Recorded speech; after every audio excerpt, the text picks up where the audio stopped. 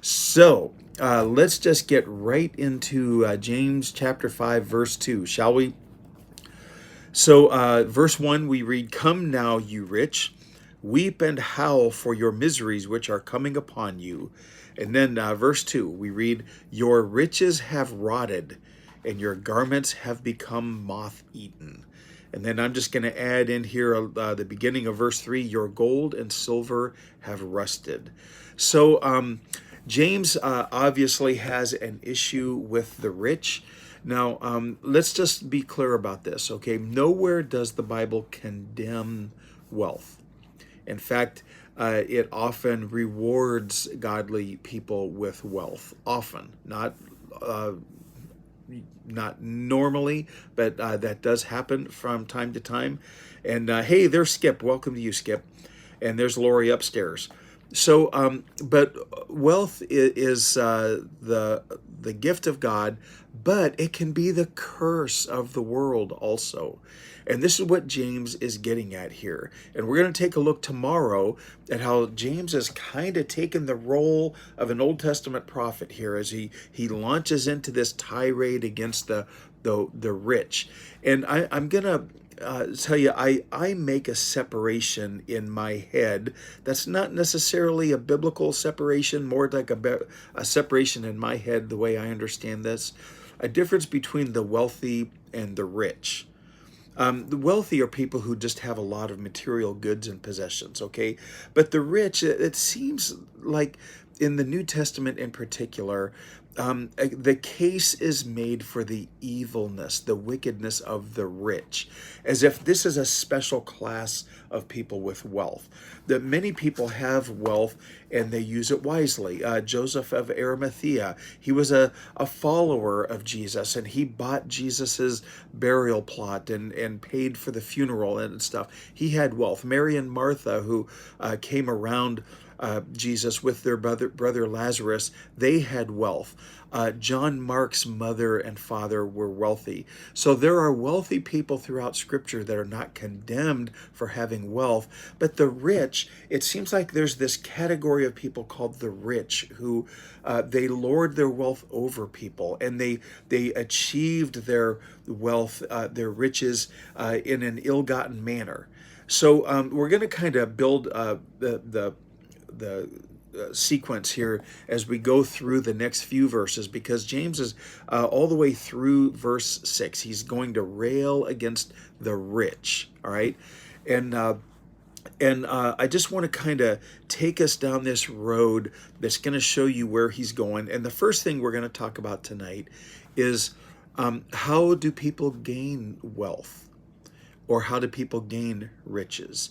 And there were there were three primary industries in the ancient world by which people became wealthy. Now, the rich got their wealth unscrupulously, immorally. I think that's what the New Testament is kind of getting at. But there were three different avenues of wealth for people, and the first of those was agriculture. And when I say agriculture, I mean James is talking about grain, corn and grain and wheat. I don't know if they even had corn back then. I think corn was an American crop that was exported to Europe. But let's just say wheat and grain. These are crops that people would grow, and it was an agricultural society. The temple dealt in tens of thousands of sheep and goats every week. I mean, this was not a small enterprise. The operation of the temple had hundreds of priests that were employed there, that supported a wealthy, well, let's say a rich class of Pharisees and scribes and chief priests and whatnot.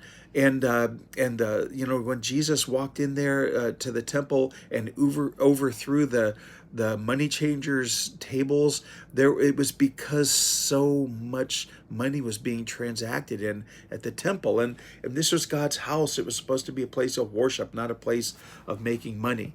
But we're going through the 23rd Psalm in Sunday school, and Bob and Louie are teaching that class.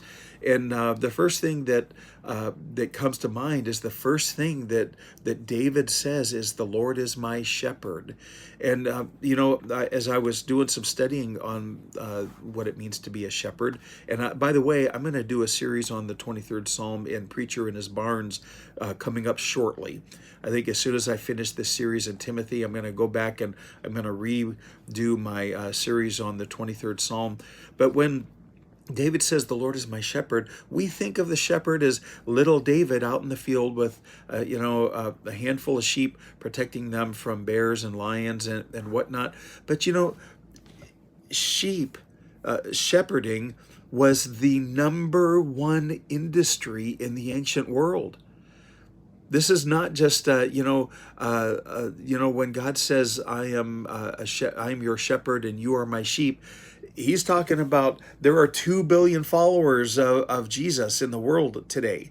So this is a major industry. It's not just a cottage industry with a few sheep, right? Being a shepherd was a huge deal. And there were shepherds who had a few sheep, but there were shepherds who managed huge flocks. So agriculture was the number one industry of the ancient world. Sheep herding, cattle ranching, growing wheat and barley and rye and other grains.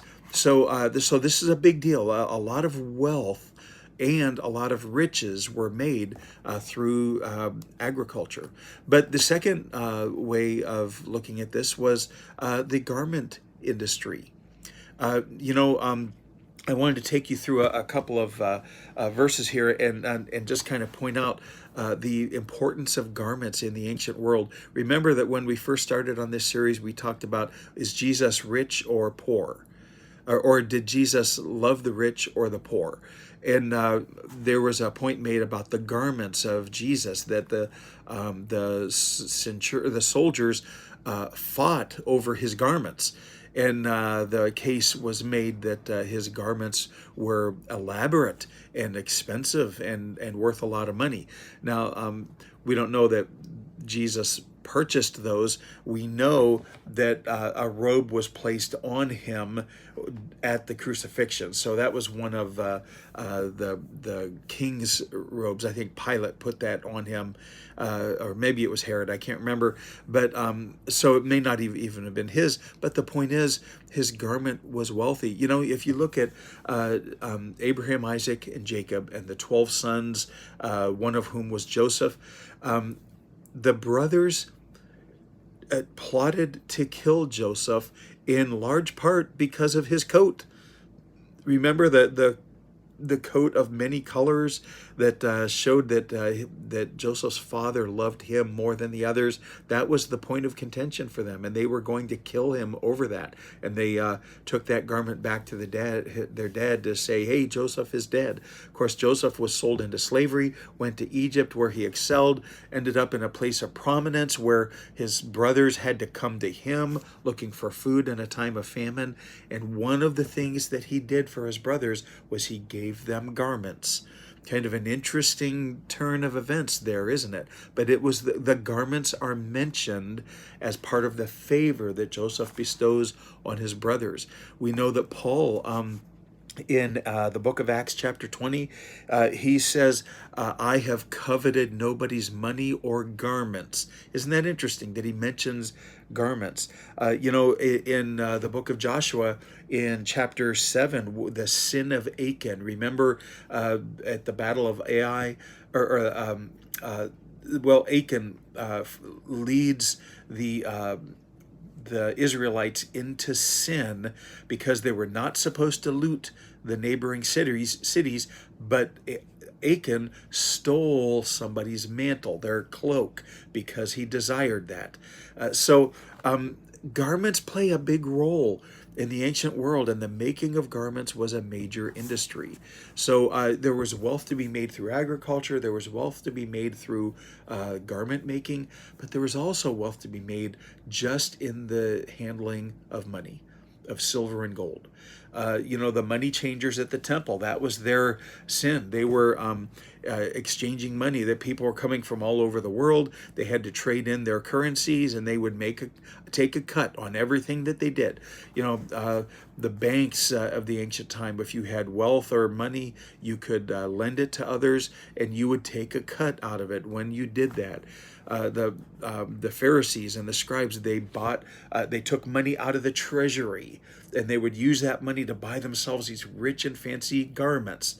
Interesting connection there, isn't it? So there were three ways to become wealthy in the ancient world. There was agriculture, there was garment making, and then there was just the handling of money. And those were the three primary ways to become wealthy. Now listen to what James says, okay? Your riches have rotted. He uses the word there that is primarily used of rotten vegetation. People hoarding up food and it goes bad. Okay? Your riches have rotted. Your garments have become moth-eaten, and your gold and your silver have rusted.